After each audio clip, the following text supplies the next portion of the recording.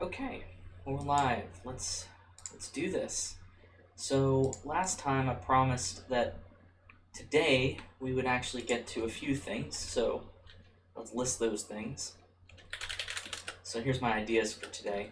So last time I went over the idea of a leftist heap, and the previous time I went over the idea of a skew heap. Skew heap. And you notice that they both use merge. The idea there is merge, and so that's pretty cool. So you might think, like, did people come up with the idea of a heap and then immediately go to skew heap? The answer is no. Skew heaps were not the first implementation of a heap. I actually don't know what the actual first implementation of a heap was, but what I do know is that leftist heaps and skew heaps are kind of a data structures innovation on top of the concept of a heap or a priority queue. So sometimes you'll hear the term priority queue, so I should actually talk about that, priority queue. And so the question is, what is a priority queue? And the answer to that is that a priority queue is any data structure that has the principle that it's basically, it's kind of like a queue, because a queue has the FIFO principle, right? The first in, first out.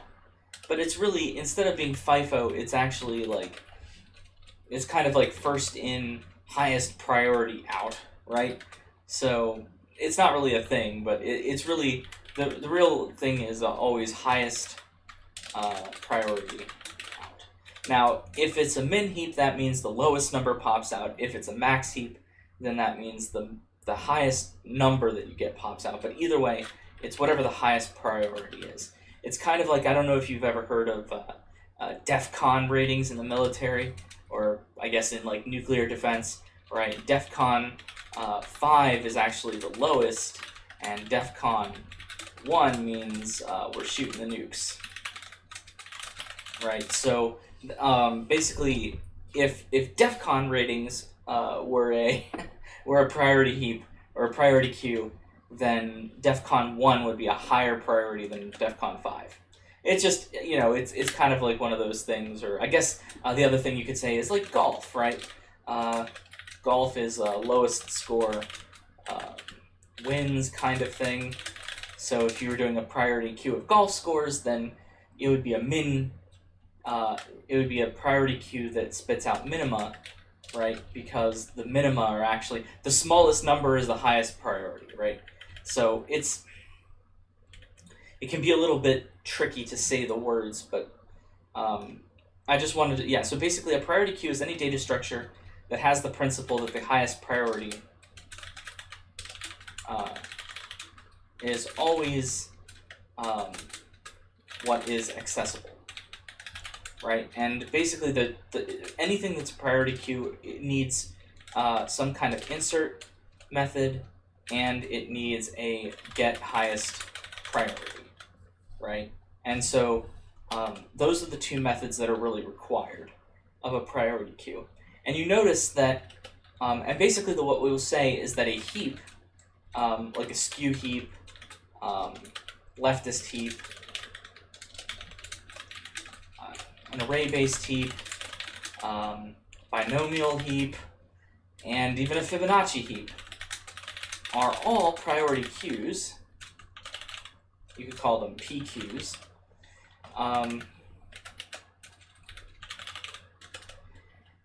And the reason why they're all priority queues is because anything that we usually call a heap is something which will satisfy the requirements of being a priority queue. So a priority queue is more like the theoretical data structure that spits out the highest priority at all times. And these are basically implementations, right? These are actual data structures. So this is kind of like this is more like an abstract data type. And these are the data structures which make that abstract type work, right? So we've talked about skew heaps and leftist heaps, and today we're going to talk about array-based heaps. And I don't know, I'll probably not really have. I always overestimate the amount of time I'll have, so so maybe next time we'll start on binomial heaps. But if we have any time, then maybe I'll introduce binomial heaps. So, okay. So that's what I really wanted to talk about. This is stuff that, I know I'm spending time like this, and you might think to yourself, well, why am I going back, right? I already know all this stuff. And the answer is mainly because this is what I should have said on our first day of lecture about heaps. It's just I was doing the project stuff first, right? So I kind of skipped ahead. Like normally what you do is you cover the concept of priority queues, then you cover array-based heaps, which we're going to do today, then you cover skew heaps, then you cover leftist heaps, then, and maybe you cover binomial and Fibonacci first, and then you go to skew and leftist last.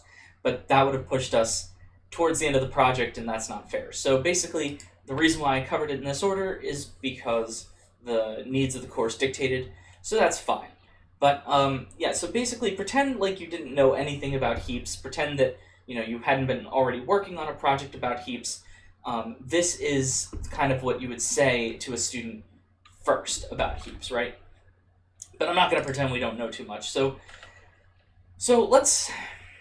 the other two things that I promised to do today, so let me try to make sure I remember to do these two things. One thing is array-based heaps. So we'll talk a lot about that. The next thing I want to talk about is function pointers. Okay? And I know that you have to use function pointers in your project, and so maybe I'll do it kind of mixed together. We'll use some function pointers. Actually, you know what? You win, Eric. Let's flip the numbers. We're doing function pointers first, and then we'll do array-based heaps.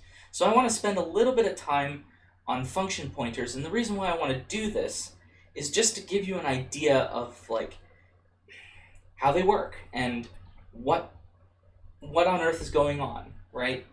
So basically, I think if we're going to talk about function pointers, the one thing to remember is that when you write a program and it gets compiled down into machine code, right? Basically, there's a bunch of different segments in your code, and I think I'm not gonna say that I'm let's see, set fill, there we go. So I'm not gonna say that this is like the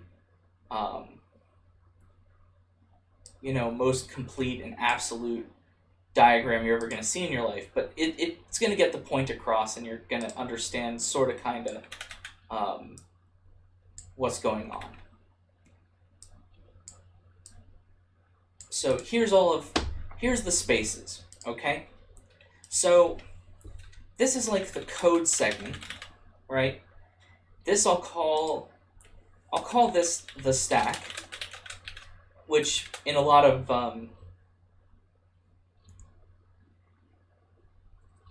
in assembly language, sometimes you call this the data segment.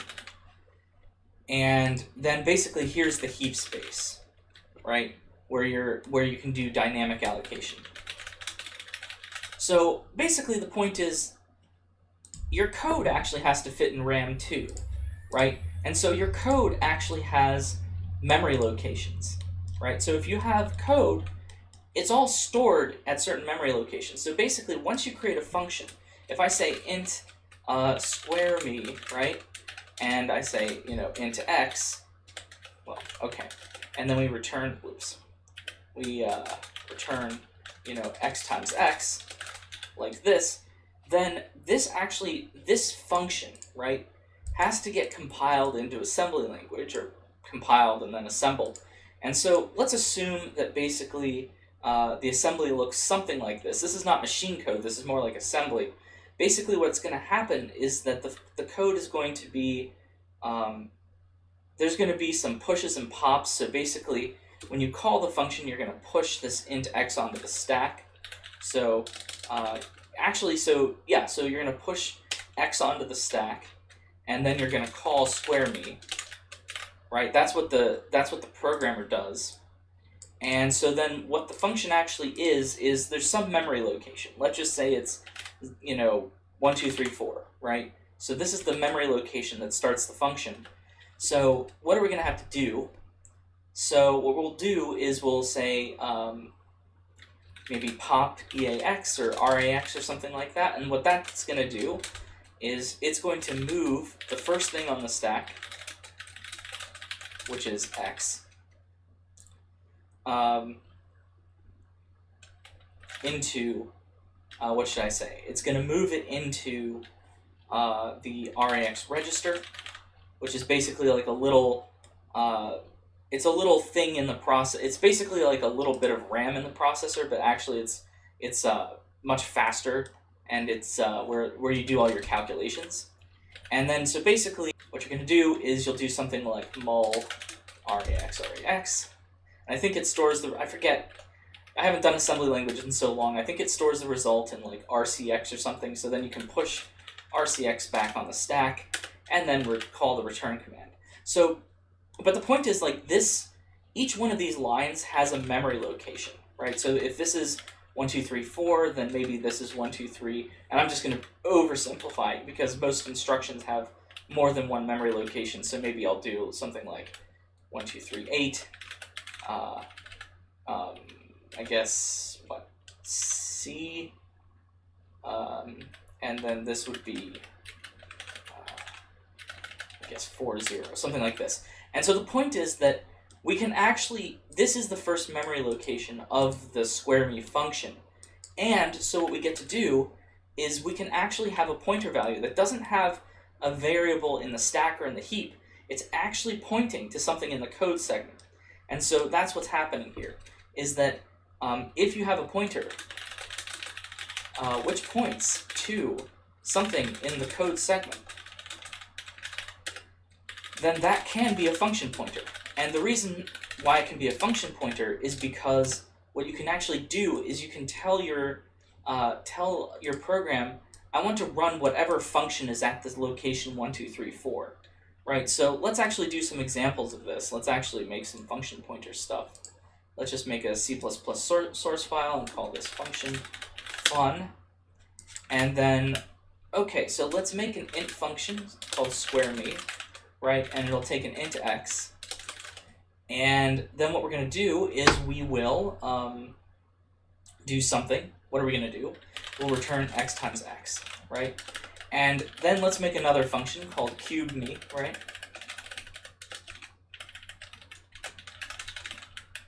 And this will return x times x times x, right?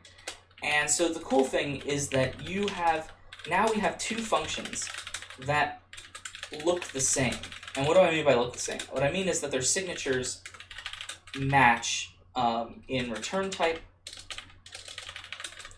and in the parameters, right? Or parameter types.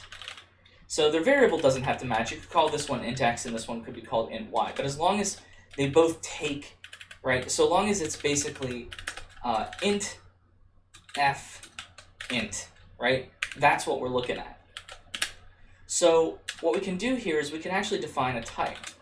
We can do type def and say int, and then say pointer, I think, and then what is it? Let's say int to int, right? And then we'll say int like this. And so what this is going to do is it'll create a new type called int to int, which represents an integer function. So let's, instead of doing the driver code here, I'm just using my old project. Let's call a function. So let's let's include function fun.cpp like that. Well, actually, you know what? Even better. Let's not even do this. Let's just cut and paste this directly into here. That way, we won't have any linker errors or problems that can pop up. So, all right. So basically, if we create an int to int type, right? my function is equal to, say, square me, right? Like this. And then what I can actually do, and this is kind of what your project is going to do, is it's going to actually call, it's not going to call square me, it's going to call my function on, say, 3. So let's see out my function on 3, right? Let's see out my function on, say, 5, right? And so hopefully what we're going to see is 9 and 21. Hopefully this compiles and I haven't made any silly parenthesis errors here, because sometimes function pointers... C++ is very finicky about the parentheses on the function pointer stuff. Oh, okay, so I didn't screw up. And I don't do this kind of... Remember, I don't write this kind of... Right? And without parentheses. And then what you do is you do something like this, which indicates that you're like dereferencing in a way. And, you know, you just have to kind of go with it. It's kind of like, you know, well, it's not dereferencing. It's actually saying that this thing is a pointer, right? So it's return type, then pointer, then function pointer type name, right? And then parameters. Okay, that's how you do it. Now, wouldn't it be beautiful if they actually said something like, you know, if they had maybe a nicer way to define it, so you could do something like type def int function, right? You know, maybe, and function was like a keyword, so you could be like underscore function, which would be some nice keyword, and then you could just put the parameters in here, and then you could define the, just like you do in other type defs, you could actually define the type out here, my type. But that is not how it works. You have to, it's this bizarre, I mean, it's not completely bizarre, but it's definitely a strange little bit of syntax that you just kind of have to get used to. The good news for your project is that they've already defined the type for you. You do not have to define the type, right? So hopefully that should all be fine. But I'm just kind of going through this to sort of explain how function pointers work. And so, like, what happens if we see out square me, right? Not see out square me of anything, but literally see out square me, and then see out, well, actually, okay, and then let's do space to put this all in one line, and then let's see out my function, right? Okay, why doesn't it like this? It doesn't like it because in implicit conversion, blah, blah, blah, blah, blah, blah, blah. I don't really care. Let's run it. So you see here that square me is actually 00381-5B9, right? And so what the heck is that, right?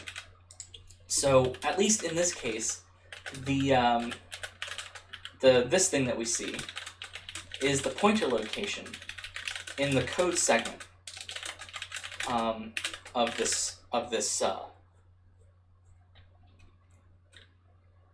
the function square me. So that's it's the memory location where square me starts. That's the point. And now it's a pointer. So we see that my function is a pointer. So the thing is, square me is the actual name of the function. At least that's how C++ understands it. But square me has a memory location. And so we can just say, my function, take the same memory location as square me has, and then if I call this, then C++ knows that this, what it's going to do is it's basically going to say, you're trying to call a function pointer, so what we're going to do is we're just going to jump to the same location as,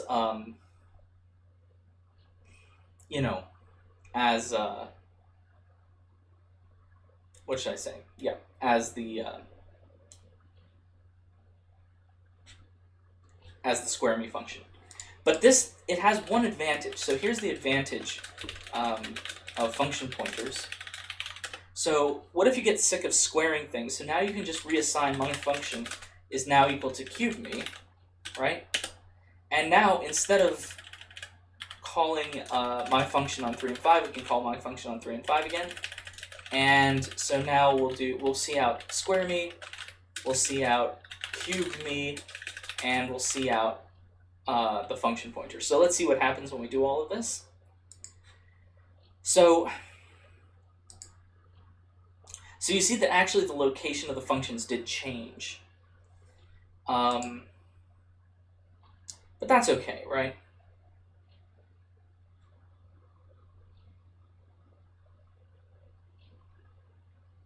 let me see here. Well, I mean, I guess one thing to do would be to actually disassemble this thing using like IDA Pro or something, but I ain't gonna do that. I think this is probably enough for now in terms of function pointers. But the cool thing here is that you see that you can just redefine what the function pointer points to. It can just point to a different function. Now keep in mind, the only requirement for these things is that they have the same prototype, right? Is that they're an int return and they have an int parameter. So you couldn't do this if it, say, took 2 integer arguments, because that would be a different type, right? So, you know, you could have something like int to 2 ints, or I guess I should say 2 ints return int, and you could say something like int, right? So that this data type, or I should say this new function pointer type, can't be made compatible with this one, because this one accepts 2 integers and this one only accepts 1 integer, so that's incompatible. But the good news is for your project, basically the type def is something like this. So there's like a class, there's like a student class, and then basically the type def, I think it goes something like int pri_fun, so that, you know, priority function. And so then it's just going to take I forget if it takes like it should just take like a student reference, something like that. And so basically the idea here is that any function that accepts a student and outputs an integer is considered a priority function. And so that's the idea here, is that anything that takes in a student and outputs an integer, you can use as a priority function. So basically the idea is that they're going to pass in whatever priority function they want, and excuse me, and then I'm gonna drink of water. Give me a second.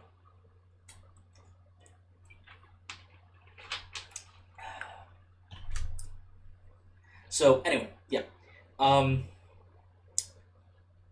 The point here is that this is all you really need for your project, and this is already provided for you. So I just wanted to go over function pointers again so that you had some understanding of what was going on there.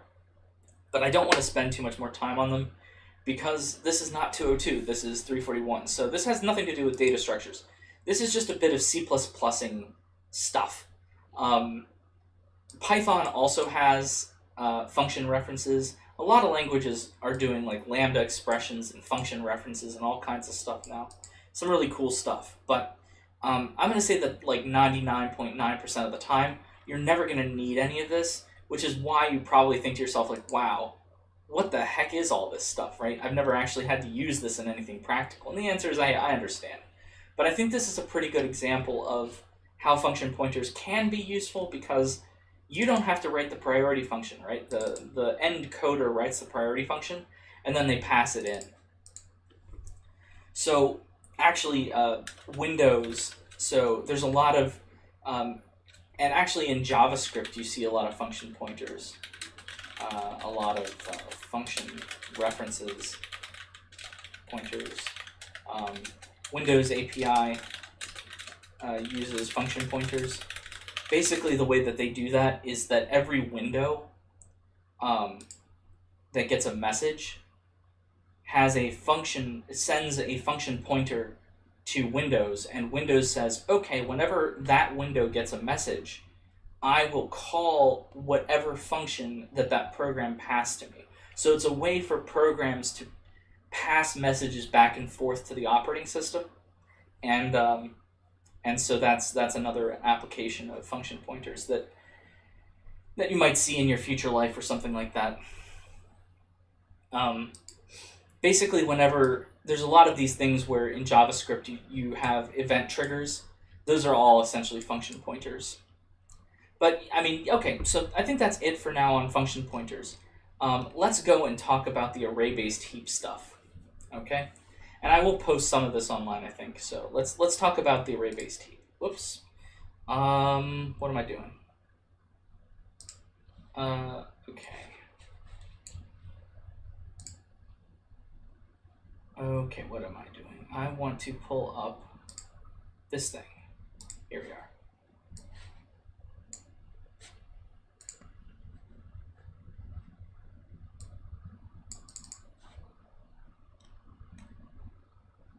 Okay. So let's begin on what an array-based heap is. So the first thing I have to do is make a little set of boxes, right? Because we're going to make an array. So here's an array. Let me make the array like this. And I'm pretty satisfied. That's a pretty good array.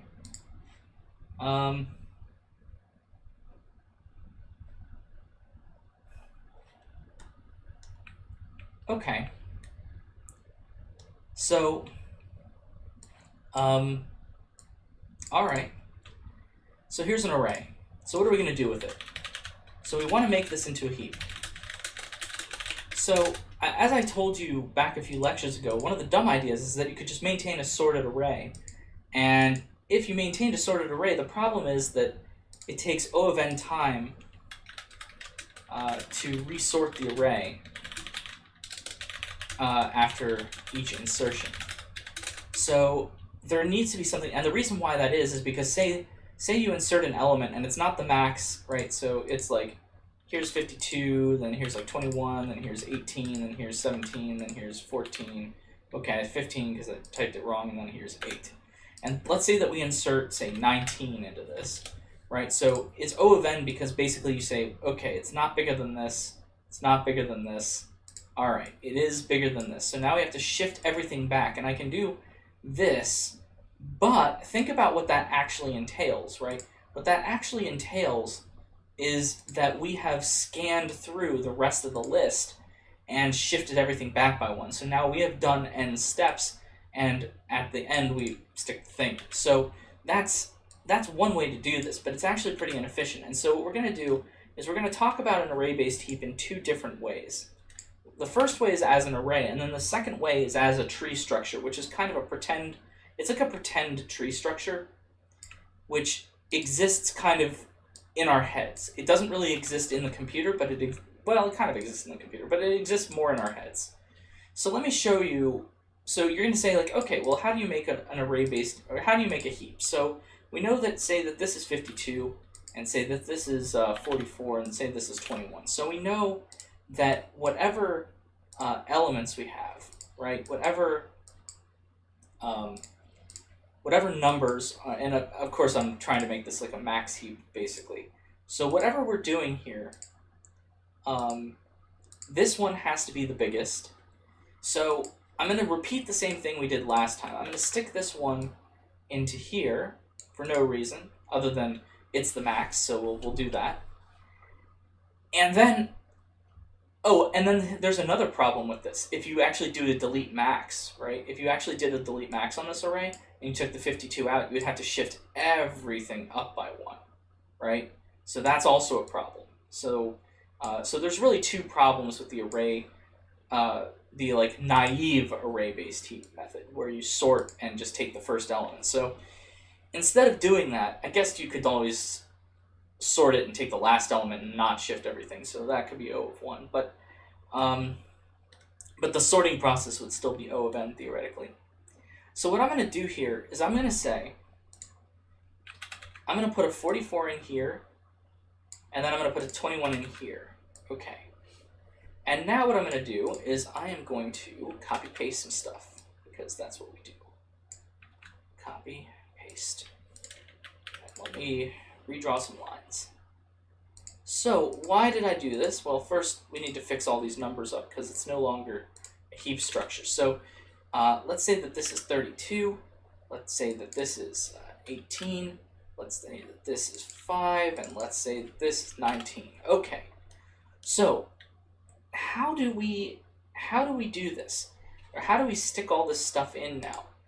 And so basically what we're going to do is we're going to do a left to right scan of this data structure. Kind of. I mean, it's a good way to think about it. I just invented that idea, but we're basically going to scan left to right.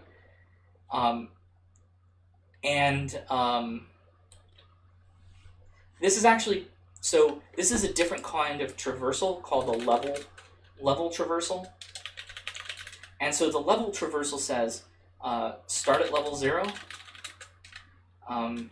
go from left to right. Go to level 1, go from left to right. Go to level 2, same thing, right? Go to left to right.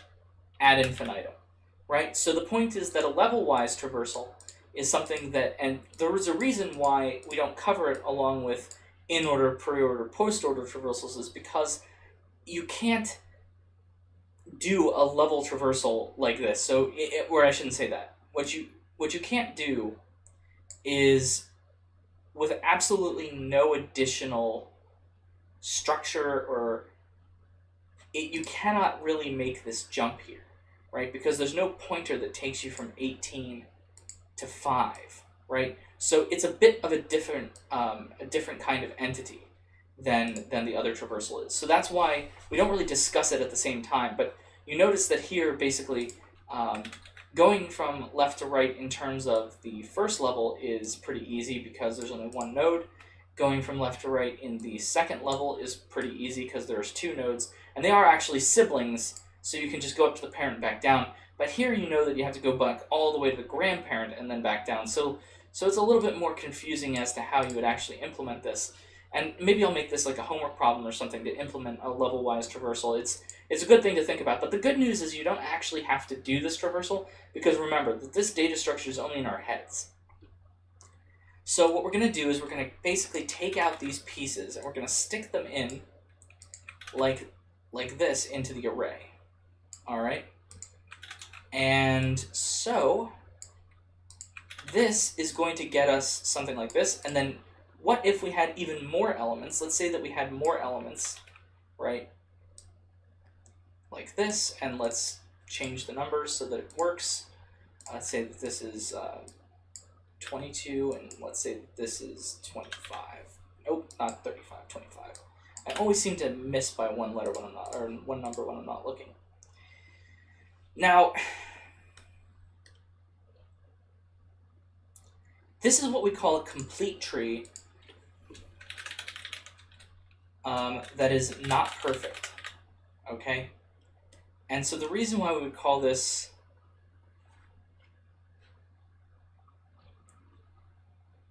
actually, let me look this up. Make sure I'm saying the right thing.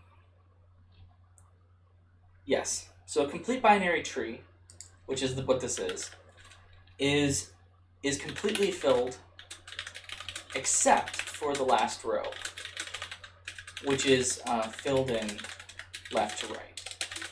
So it's a very specific concept. So being a complete tree is something that's filled in left to right on the last row. Everything, if you take off the last row, it's a perfect tree, right? Because every node has 2 children except for the leaves, and it's all at the same level. So that makes it a perfect tree. But here, it's just complete. It's not perfect because here they don't have a full last row. So we call this complete but not perfect. And so here's the thing.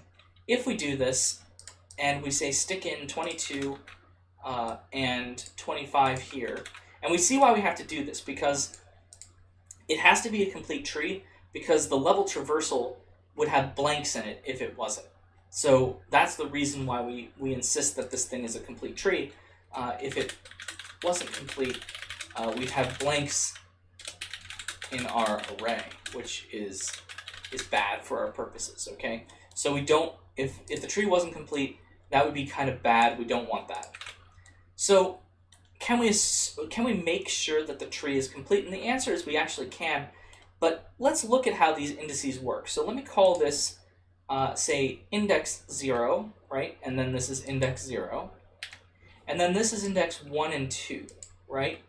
So some array-based, actually, let's do it this way just so that the indices work out a little bit nicer. So you might say, but wait, this is the first time I've ever had an array where we have,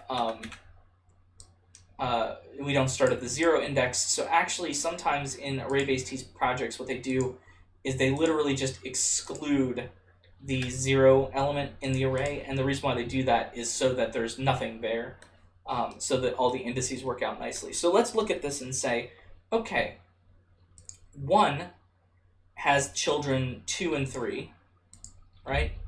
That's W, not 2. 2 and 3. 2 has children 4 and 5. 3 has children 6 and 7. And 4 has children 8 and 9. And at this point, you can kind of start to see how this would work, right? Because what you can see here is that 1, if you use basically the left of x is going to be equal to 2x, and the right child of x is going to be equal to 2x plus 1. Okay? So if you have a node with an index of x, then the left child of x is at, or index 2x, and the right child of x is at index 2x plus 1. And so that's how we kind of embed this idea into an array. So what we're doing here is basically the tree structure gets kind of stretched out like this. Let me see if I can make this work.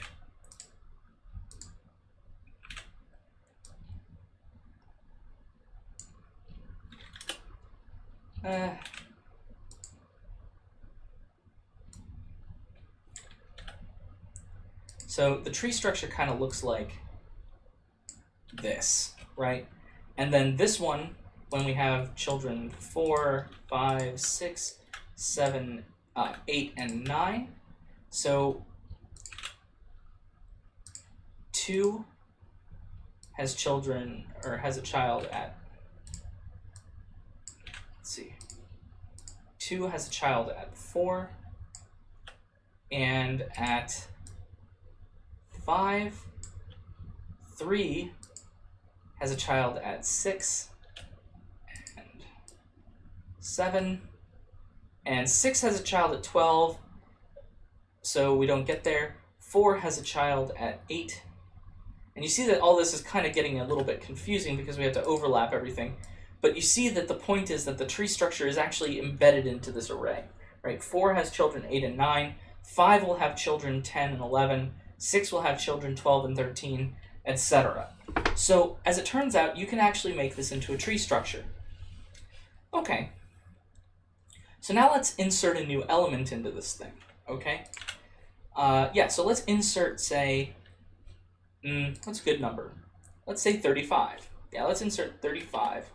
No, let's insert 47. And I just wanted to kind of percolate up further. So how do you insert into an array-based heap? Here's how you do it. The answer is you stick the new element at the end of the list, right? Now, it's not at the end of the array, so there's like a current position, right? So the array could have 1,000 elements long, but here we're only describing the elements that actually have something in them. So that's kind of the idea, right? So there's plenty of, imagine that there's always plenty of additional space here. It's just that there's nothing technically in those slots yet. So we inserted at slot 10, and so the good news is that we know that slot 10 is a child, right? So if we put a new node in here, so if we draw in, here's our little circle, and we draw in 47 here, 47 is now it's going to be the left child. Of course, I drew it slightly to the right because of the issues with spacing, but this is the left child, right? So its position is 10, which is the left child of 5.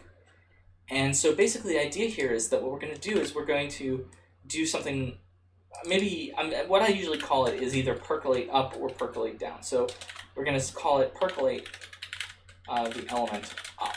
And so what do I mean by percolate? Percolate generally just means like a bubbling up, but in this case what I really mean is that we're going to swap the element until it's in a good position. Okay? So think about it this way.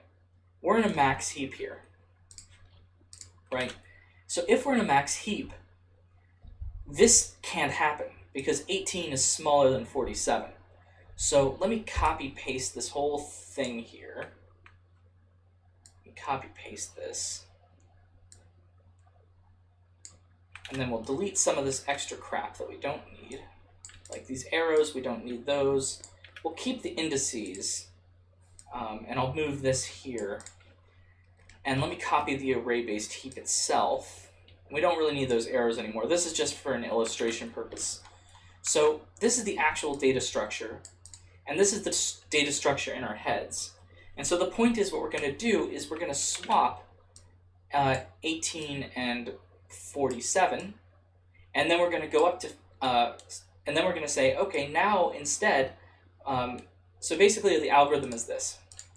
What you do is you, if the node is bigger than the child, swap, and then set current equal to the parent, right? And then go again. And keep on doing this until the node is bigger than both of its children, right? And then you can stop. So, and so what I should say is swap with the largest child. Now the largest child, as it turns out, is going to always be the one that violates the property.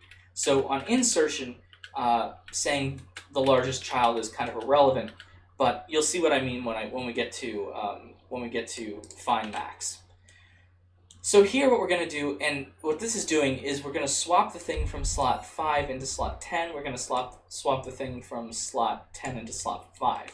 Now, is this a heap? And the answer is it still isn't, right?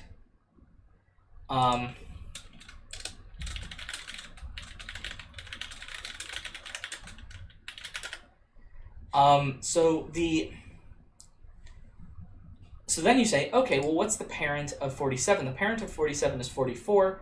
44 is still smaller, so we have to do this again. We have to swap again, like this. So then we swap. And at that point you say, is 47 bigger than 32? Yes. Is it bigger than 44? Yes. We're done, right? If it were smaller, it's impossible for it to be smaller than 32 because it had to be bigger than 44, and 44 is the parent, and blah, blah, blah. So it couldn't have been smaller on insertion. Let's go again. So this is an insertion of one element. Let's insert another element. Let's insert, say, 33, right? So if we're going to insert 33, let's do it. So let's insert 33, and this is at slot 11. And so basically what's going to happen here, right? What's going to happen here is that we are going to insert, let's make a new node. Here we are. And so unfortunately I'm going to have to draw these arrows even worse. Here we go. So this is slot 33. So basically, what do we see now?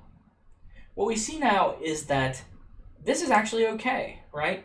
It doesn't matter that there's a 5 up here in a different position or that it's smaller than 19. All we care about is that it's smaller than 44, and so that's good enough for us. So actually what this one is, we can stop here, right? Because it's smaller than its parent. So there we go. Okay. So now if we inserted another element, let's say we inserted, and the other thing to keep in mind is, let's look at how the array is. So remember that I said that sorting the array each time gives us O of n. But clearly here, if we look at this thing, it's kind of sorted, but not really, right? So 52, 47, 21, but then 32 is bigger, and then 44 is bigger, but then 5 is smaller, and 19 is bigger, and then 22 is smaller, or no, 22 is bigger than 19, but smaller than 44, but who knows at this point, right? 25 is bigger, 18 is smaller, and then 33 is bigger. The point is that the array does not actually hold a complete sorting. Right? What it does is it only holds enough of the sorting so that the tree structure is correct. So the array looks kind of bizarre because it's not really structured in the way that you would think, but if you draw it out as the tree structure, then it is kind of a more sensible thing. Okay, so let's ask now, how do we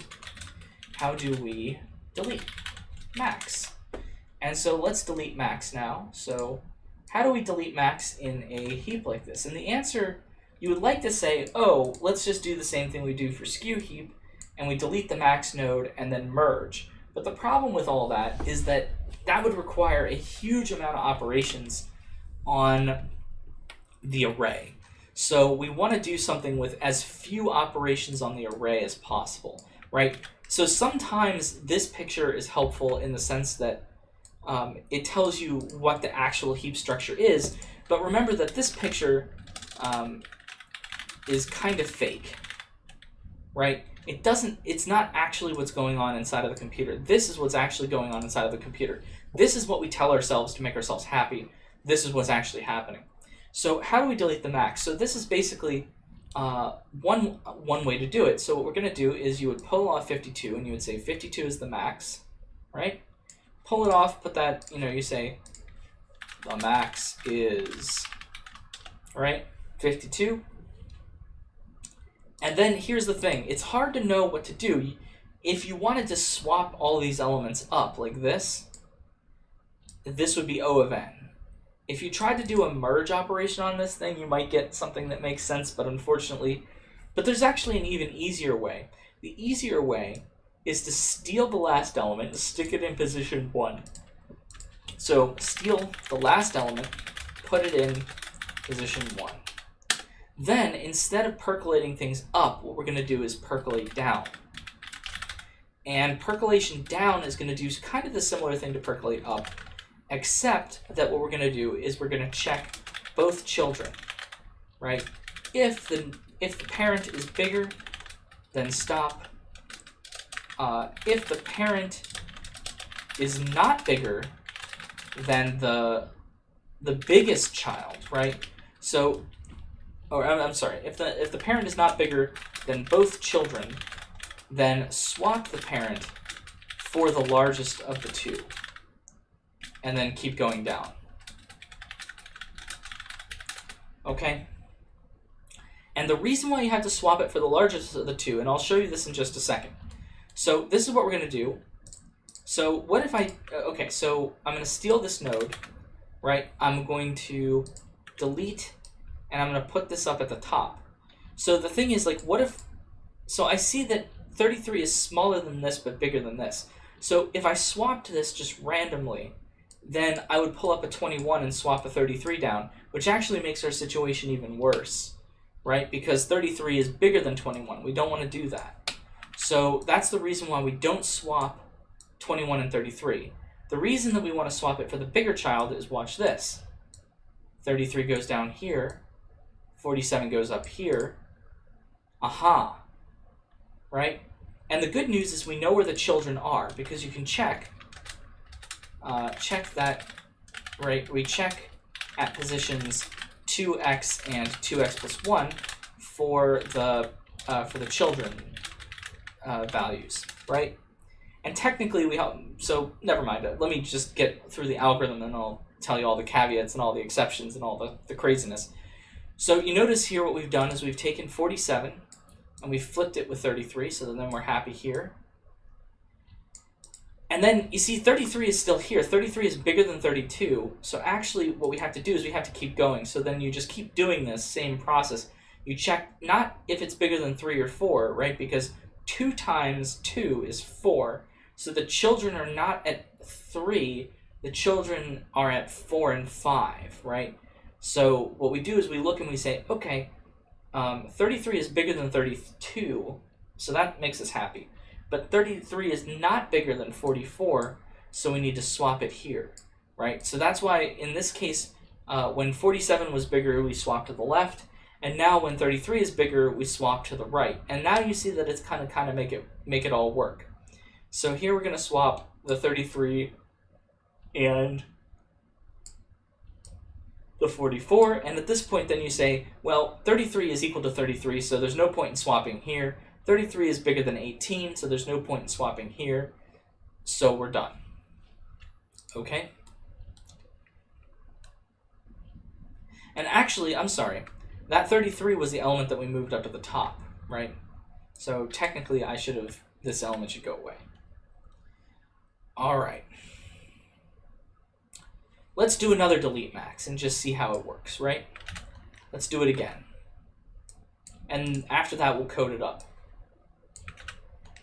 Okay, so let's do it. So the first thing you do, and you see that this is worse, because what you have to do is you have to say, here's the maximum element. Now I'm going to swap 18 all the way up. And so 18 gets swapped up, 47 gets swapped down. I mean, 47 doesn't really get swapped down. What you actually do is, when I say swap, what I mean is you exchange them and then you delete. So it doesn't really matter that if you exchange 44 down or whatever, or 47 down, it's gone now. But then you still have to look at the children. So you could say, oh, well, 18 is smaller than 21, so I can swap it here, right? But you see the problem immediately, right? Well, the problem that happens is, yes, that's legal, and then you can swap the 18 with the 19 or something like that, but then it fails on this direction. So that's why we cannot swap that way. What we actually have to do is, remember, always swap with the biggest of the two children. So here we're going to swap with this, right? And so basically what we're going to do is we're going to swap 18 and 44 like this. And then again, we're going to look at 4 and 5. The good news is that 18 is smaller than both 4 and 5. So we pick the biggest one and we swap down into that position. And then you say, well, now I can't swap any further. So what you're going to do is you're going to swap 18 and 33 like this. And at this point, you're done, right? Because that's all we have to do. So the one thing I will say about this is, because it's a complete tree, right? That means it's nearly a perfect tree. Only defect is in the lowest line. And therefore, the maximum path size in any of these trees is log n, which is great, right? So that means that insert O of insert, right? Or I guess I should say the time of insert is approximately equal to the time of delete max, or technically min, which is equal to O of log n, right? So that's the good news, is that, and so what this does is it's kind of a, I guess I'll say this, it's kind of a compromise, because you see that the insertion algorithm, right, was going to take O of n time, and the deletion might have taken O of 1, but here we're just enforcing that they both take O of log n, and that's actually significantly better than, like, if you think about it, right, if you have to do, say, n insertions at O of n, and then say n deletions at O of 1, versus n insertions at O of log n, and n deletions at O of log n, right? Let's ignore the O's for a second and just say, what is this in general? This is n squared plus n. That's the total runtime, times some constant c, big O stuff, blah, blah, blah, right? So it's like c times this plus d times n. And this one is actually e, or let's just call it a times n log n plus b times n log n. And so actually you notice that that's a vastly superior thing, because n squared is going to be significantly worse in terms of time than, and you can even simplify it like this. You can even say something like, oh, it's a plus b times n times log n, right? So these constants kind of, when we do big O, these constants kind of vanish, but the overall runtime for n insertions and n deletions, so a complete cycling of an array-based heap, is significantly better this way than if you did it the other way. And notice it's the same expected runtime as for a skew heap or a leftist heap. So it performs, experimentally they can perform differently, but in terms of big O, it's the same as leftist skew. Okay? Alright, so I think at this point, I think I've done enough theoreticianing, right? We have theorized enough about how to make this structure work. So let's code it up. Okay, let's code it up. How do I code it up? Well, first I pull up the project, and then I create a new class, and then I call this array heap. And here's the cool thing, we don't have to make an array heap node. There's no such thing as an array heap node, right?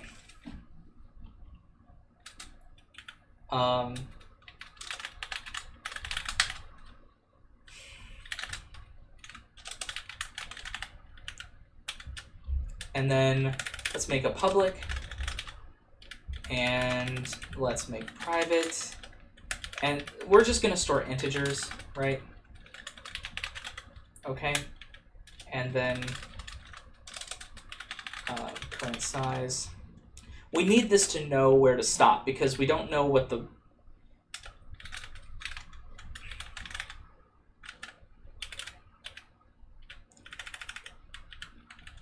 let's call this underscore max size, just to make it local so that it's differentiable from this one. So remember, what we need here is insert int new int, maybe a void, void display, and void, oh no, we need int find max, right? Or get max or whatever. Okay.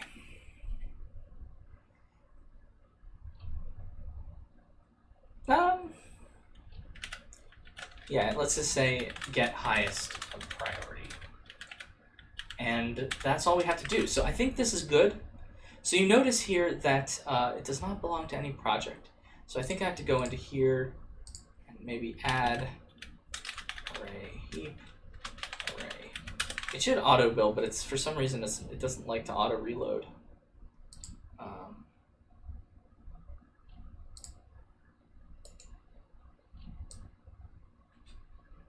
Come on. There we go. Hopefully it's less angry with the array heap. There, see? Better. Okay, cool. Nice. All right. Why? Oh, no semicolon. All right. So let's code this thing. So, all right. So what is it? M array is going to equal.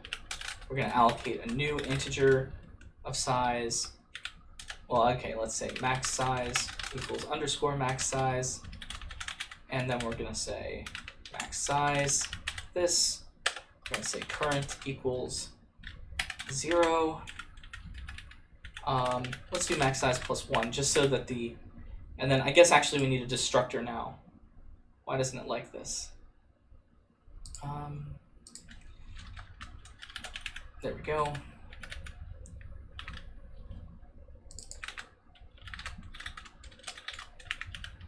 Who knows? Insert, get highest priority. There we are. Okay.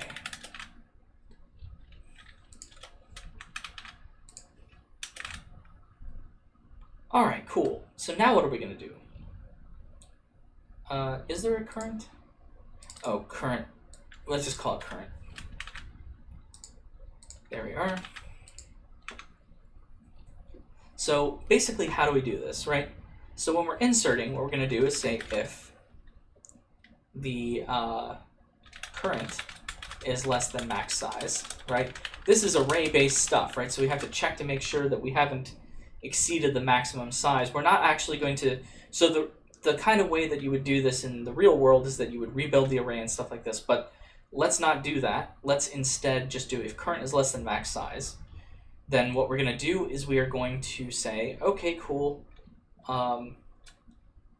Actually, let's set current equal to 1. That way. So current is going to be, I guess it's actually the next one. So it's not the blah, blah, blah. Okay. Or, no, okay, you know what? Let's do it the original way. If current plus 1 is less than max size.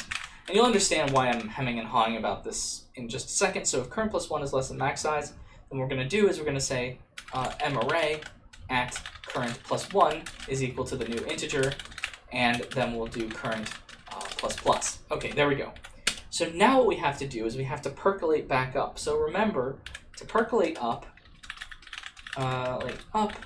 we have to go while we're not at the root, and while we're not, and while we are smaller than our parent.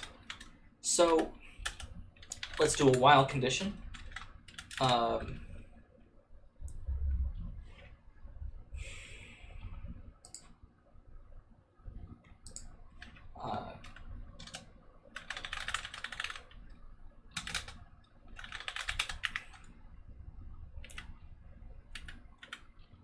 Okay. Let's call it current position. So while the current position is what? Well, it's bigger than 1. So what this does, current position bigger than 1 ensures that it's not the root currently. Right, because the root is at position 1. And so while current position is bigger than 1, and while,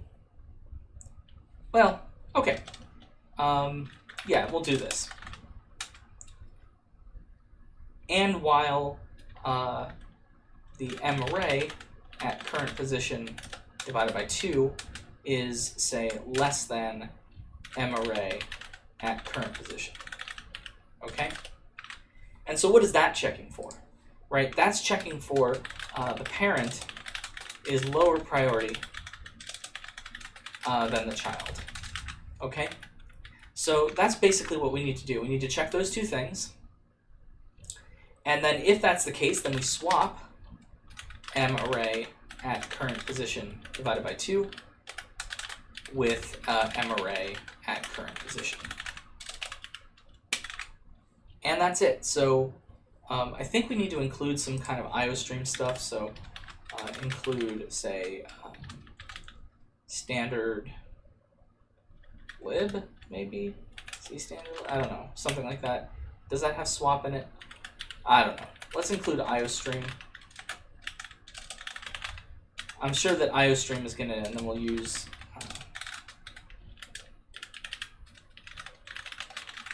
I'm sure that will import swap for us. Okay, now you can do the swapping yourself, but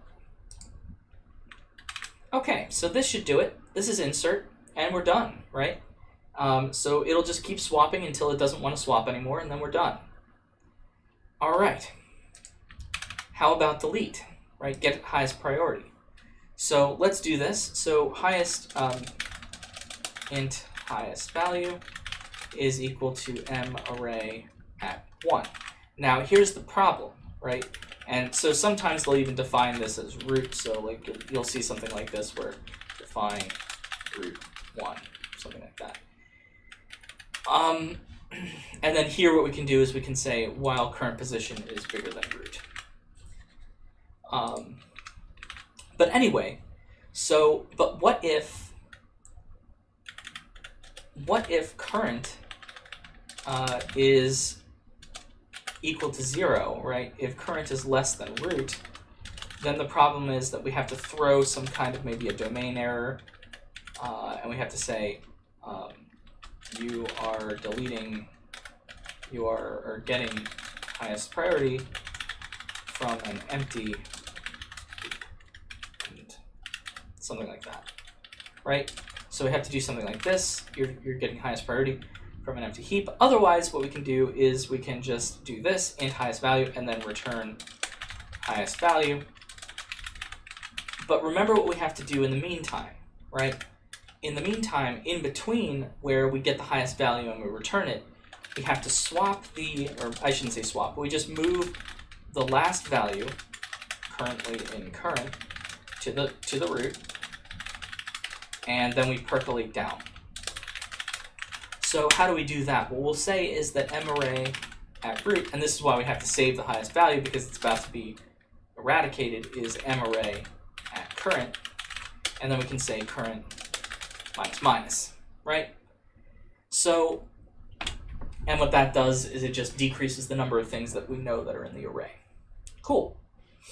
But now we have this, whatever this value was at the root. So now we have to percolate it down. So how do we percolate this thing down? And the answer is Well, now we have to look at the children. So this is a little bit more complicated. So, okay, so yeah, how do we do this?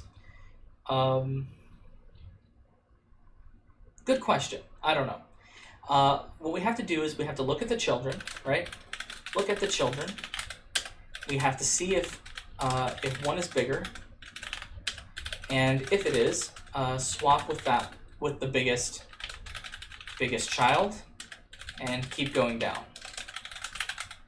So let's say while let's make an int my position, right, is equal to root, and so we're going to say while my position is less than current,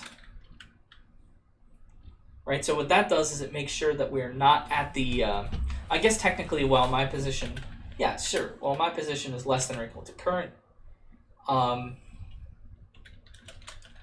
so that'll ensure that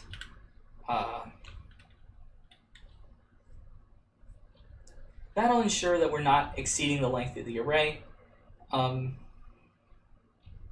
Yeah, I guess there's a way to upgrade this, but we'll talk about that in just a second. So the first thing we're going to do is we're going to say if marray at 2 times my position, and you see the problem immediately, is bigger than marray at 2 times my position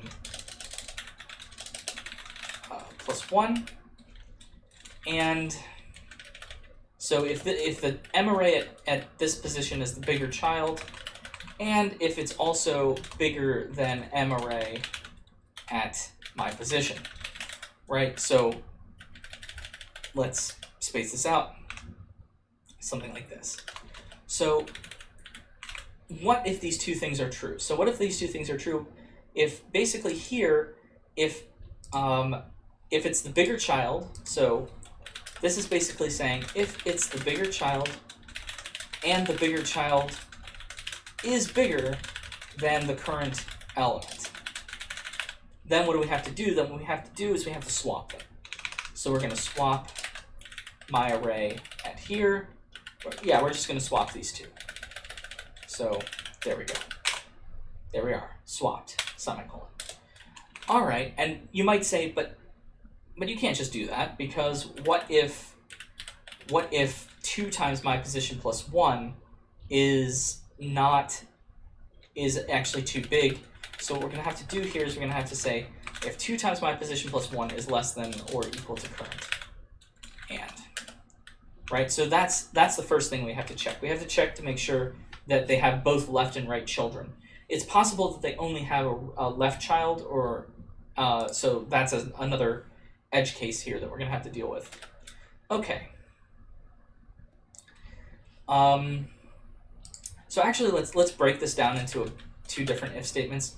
So let's say that if this is true, and then if this is true. I think let's put this if statement in here, do the proper spacing, and there we go. Okay, cool.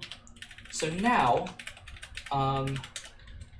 what if instead of that, it's the same except flipped, right? So in this case, what if it's the same except the 2 times position plus 1 is bigger than 2 times position, so the right child is bigger, right? Right child is bigger of the 2, and 2 times my position plus 1 is bigger than the array at my position, and the right child is bigger than our array, our value. In that case, we're going to have to do another swap. So we swap with 2 times my position plus 1, right, and my position. So this is most of it, right? So this is basically the idea here. Either the left child is bigger than the two, or the right child is the bigger of the 2, and if they're both, if neither of these are true, actually, if neither of these are true, we can just return, right? Because at that point, we know that we're in the correct position. So, all right, cool.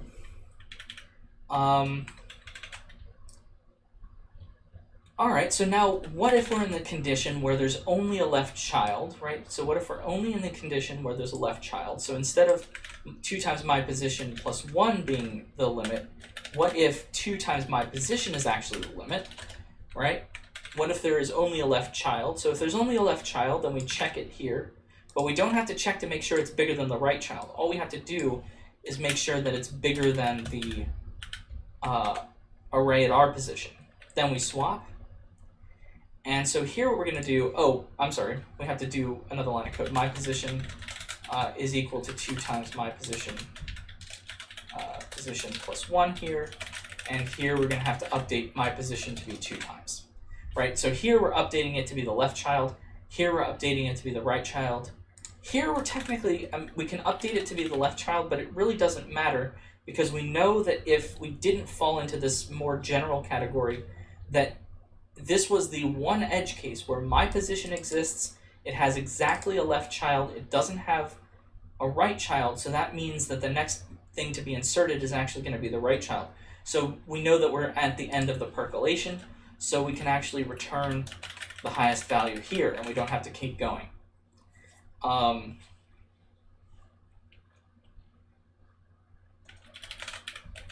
Actually, it doesn't matter if we swap or not, we can return the highest value. So either we update the positions, or we just return the highest value. And that's it. That's an array-based heap implemented. So these are all the different edge cases. Or I'm sorry, this is the only real edge case. So this is the one case where the left child is the biggest of the 3. Here's the case where the right child is the biggest of the 3. If nothing, then we just return. Right, so either we do this and update the position, or we update the position, or we return. In this condition, this is the last spot, so we just return. This is kind of an edge case where there is a left child, but no right. So all you have to do is check to make sure that the left child is less, and if it's bigger, then swap. In either case, we're done because we're at the bottom, or the left child is, and it's correct. Right? So that's basically the idea here for this array-based heap. Okay. I guess the last thing to do is to display the thing. So I guess what we'll do is we'll do a for less than or equal to current I plus plus. So what we'll do is we'll see out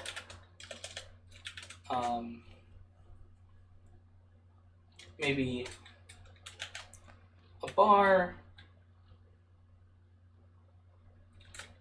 with and then I, and then there we go. And then at the end of this, we will see out a bar and an end line. And then we'll do another one of these where we see out the actual values. Let's do that.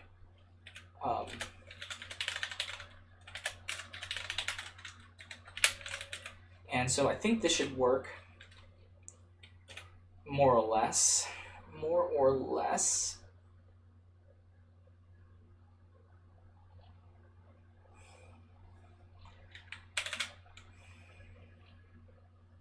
And then, of course, okay.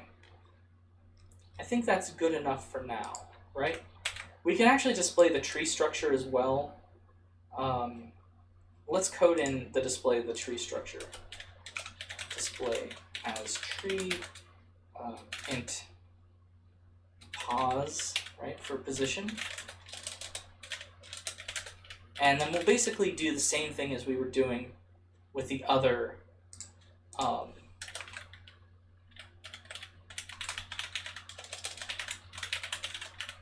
and so we will take this code here from, say, leftist heap.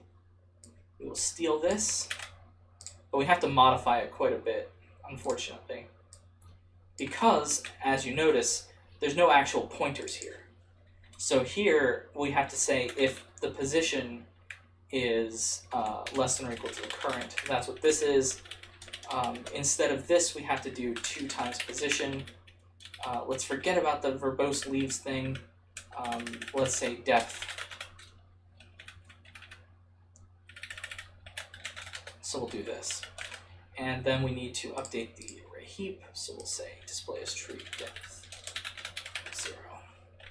And I'm doing so much Python that I forget to put in data types. So yeah, we'll do display as tree like this, and then I think this is display as tree like this. Okay, and there's no NPL, so let's get rid of that. I guess we can display the index. So let's display the index and then the value and then the index. So let's do value. So marray at position, and then that. This is 2 times position plus 1. This is gotten rid of. We don't care. Let's see. I think we can delete all of this because I'm just going to do it this way. Okay.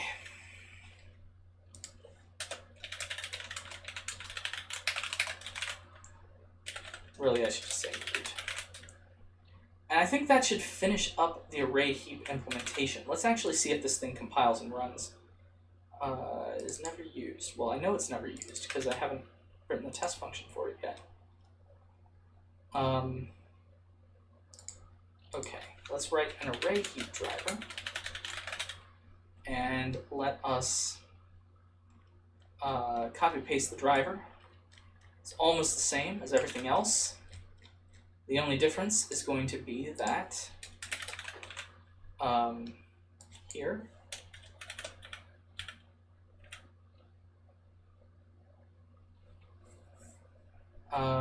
yep, we'll say find and insert, and we'll just make this the array heap. So we'll say that this is the array heap driver. Oh, and we have to include it.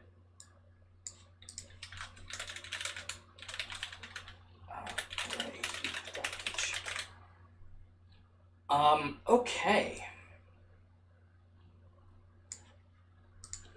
We'll call this, well, why does it like it? Oh, let's just make this say 100.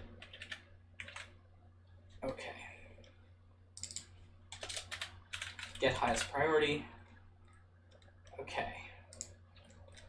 So, question, is this gonna run? I know I'm over time, but I'm so close that I really just wanna hit compile and see if it's going to run. Let's run it. And it runs. Let's insert 5. Okay. Insert 10. Wow. Insert, say, 7. Nice. Insert 13. Problem. So it didn't quite make it up to the max. So insert didn't quite work. Let's debug it. What did I do wrong? Help me. Here's insert.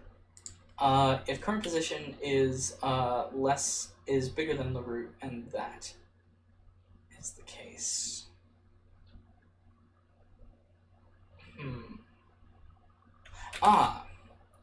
I'm so dumb. Have to update the current position. That was stupid. Let's try it again. Okay, insert 5, insert 10, insert 7 again, insert 13. Let's see what happens. There we go. Insert 15. Let's insert 15, insert 18, insert 3, insert 17. Okay, and now let's see what we've done. So remember, left is up at the top and right is at the bottom. So here, we actually, thing in the first spot of the array is 18, then 17, 15, 13. It's actually, well, okay, it's not quite sorted. But there we go. Yeah, so this worked. So now let's hit find and see what happens. Infinite loop. So I think maybe I'm gonna want to fix this, but it's an infinite loop.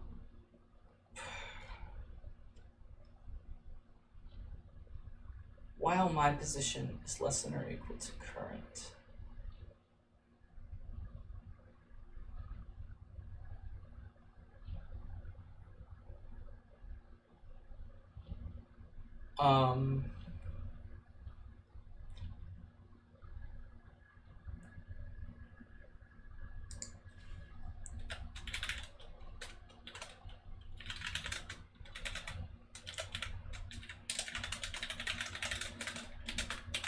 Let's see if there's some problem there. Maybe that's an issue.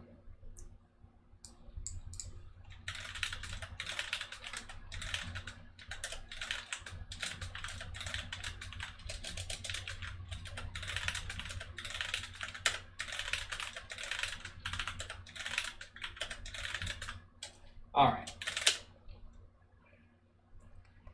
Cool. So did that work? Let's see what happened here. So 21 got percolated up. So who got So 4 was in the last spot, right? And so 4 got swapped up to here, swapped down, and then finally swapped down. So actually, I think this worked with only moderate panic and 2 little bugs. Okay, cool. So we'll do more examples of this next time. We'll do more visualizations. But this is basically it. So, I mean, actually, if you notice here, the amount of code to display the thing is about the same. Well, I guess deletion. Unfortunately, get highest priority is really the long bit of code. But that's because there's 3 different cases that you have to worry about. Insertion is pretty easy. And so you see that this is actually you might ask yourself after you see this, like, why would I actually do all this merge business? Because as it turns out, like, this is way simpler than the leftist heap and skew heap. And the answer is, I don't know. I mean, maybe some experimental results prove that skew heaps and leftist heaps are better in certain cases. But that's really the answer. If you just need log performance, then an array-based heap is completely fine. There's nothing wrong with it. You see that it does the job. I'll upload this to the GitHub. And that's really it for today. Yeah.